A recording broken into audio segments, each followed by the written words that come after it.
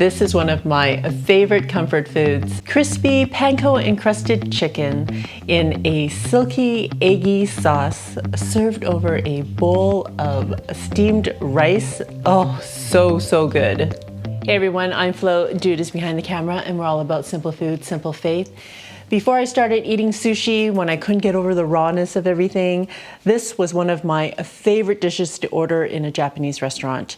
And it's basically a chicken cutlet that's been breaded, served over rice with an eggy sauce. And it is so delicious. And I'm just gonna teach you how to make it at home, and it's so easy. I don't know why I didn't think of this before. I'm finding the cost of groceries just creeping up and up and up, and meat is becoming very expensive. But chicken, I'm finding, is still about the same. So I'm happy to eat chicken, as I'm sure most of you are as well. We're starting off with, I have 3 chicken thighs that I've already cut up in smaller pieces. So each thigh I cut up into 3. And I'm just gonna salt and pepper these pieces before I dip them into the flour. I'm just making enough to serve 2 today. So you can use 2 thighs, or if you prefer breasts, you can use however much you think you need for 2. And just going to beat 1 egg.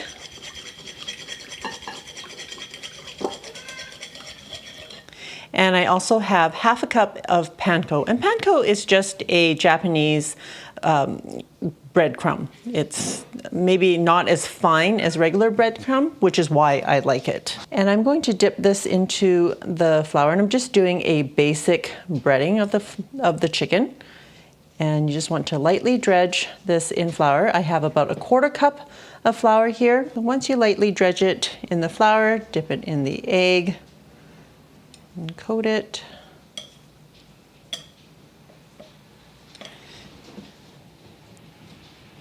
And then into the panko. Just press the breadcrumb in there.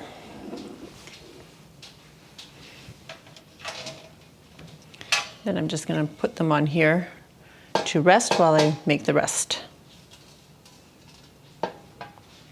The reason why I'm letting the breaded pieces sit on the tray is just it gives it some time for it to stick properly, so that it won't fall apart when you're frying it up.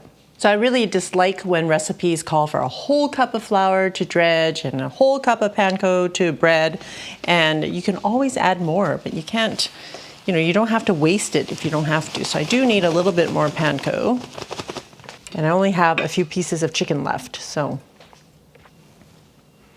Right, last piece.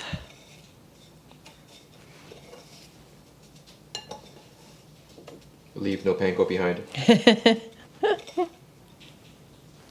Well, if you see, like most recipes would tell you to dredge in a whole cup of flour. This was a 1/4 cup of flour, and I still have a good, I don't know, at least 2 tablespoons left of it. Just don't waste. While the chicken is resting, I am going to prepare the rest of my ingredients. I have 1 very small onion that I'm just going to slice. Okay, and I'm just going to cut them from top to bottom. I find that the onion holds its shape better instead of cutting them into half moons.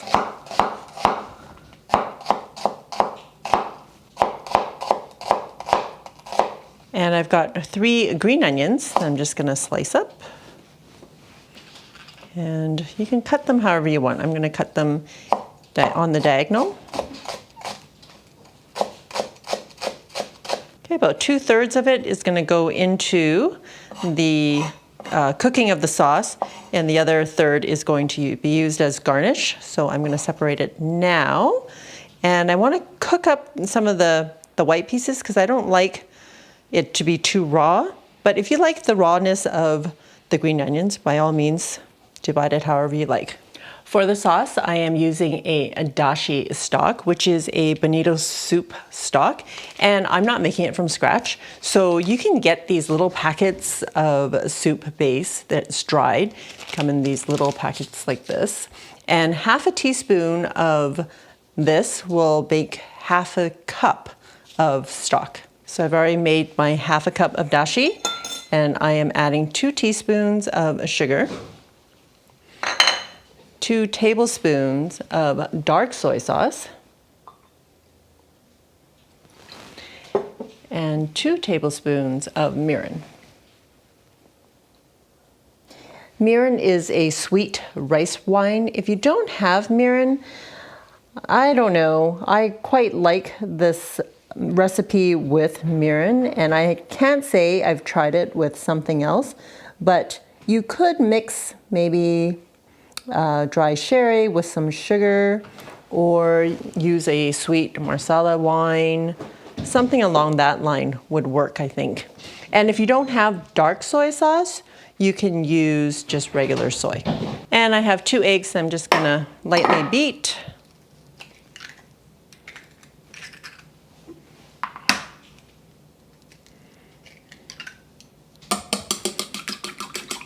You just want to beat it a little bit so that you can have some white and some yellow mixed in when we cook it. And now that we have all of our ingredients ready to go, it's going to be a cinch to cook up.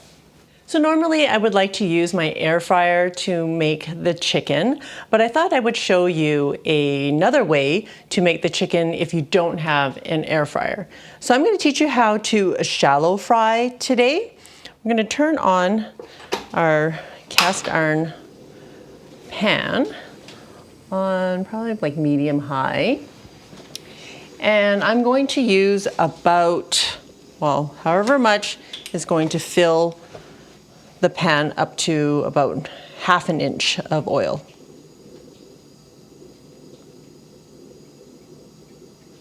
See, frying to me, like, it's just such a waste of oil. But if you don't have an air fryer and you want that crispiness for your cutlet, then this is the way to go. I'm using a canola oil, which is very neutral, and I would advise using something neutral as well, and that can also sustain a high temp for cooking. So don't use an olive oil, like that's just not going to, the olive oil will burn and it's not going to do a good job in frying up your food. You can use a thermometer, like a candy thermometer, to test the temperature of the oil. We want about 350, maybe even up to 375. But I'm just going to use a chopstick to see if it bubbles around the chopstick. It usually means it's hot enough. Do you see that bubbling around the chopsticks? Yep. And this only works with wooden chopsticks. I don't think it works with the other chopsticks. Like the black ones I use are made out of fiberglass, so I don't think those will work. So I'm going to, I have some bigger pieces here. I'm going to get those going first. That's what you want to see when you put the chicken in. And when it's hot enough, it actually does not absorb as much of the oil as you would think.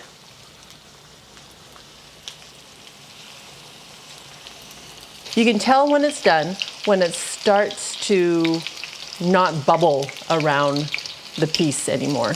All right, so it's been 3 minutes, but I'm gonna flip them over because it looks like it's getting quite brown.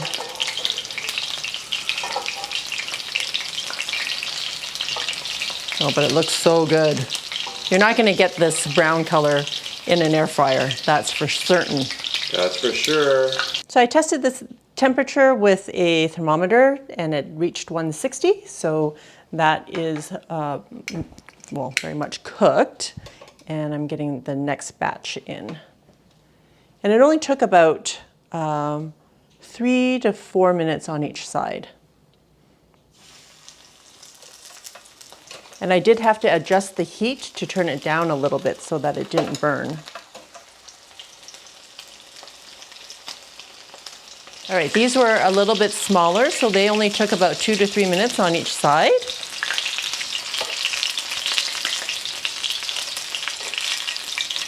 And I think the tricky part is to know when, like, to be able to brown the pieces with, and making sure that the insides are cooked as well. All right, we're just gonna set these aside and work on our sauce. All right, in another frying pan, or a clean frying pan, on medium heat. Okay, we're adding our sauce and our onions. And we're going to bring this to a simmer. All right, we're just going to let this simmer for about 3 minutes until the onion is softened.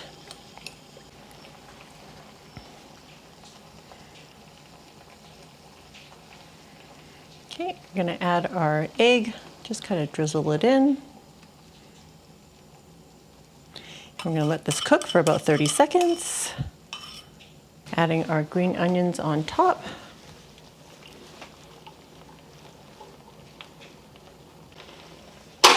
Okay, and we're going to pour this right over our plate of rice.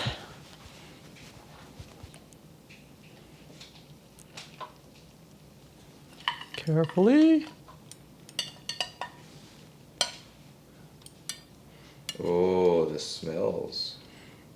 Oh my goodness, it looks so good and it smells amazing. Okay, get our chicken in there.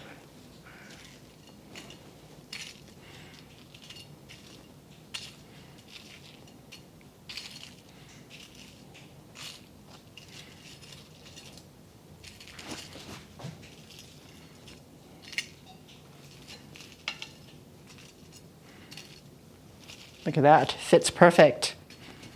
Okay, and putting the rest of the green onions over top. Okay, that one's ugly, so let's take that off. Okay, and I have some, it's called furikake, and it's just a blend of seaweed and sesame and some Japanese spices, and we're just gonna sprinkle that over top.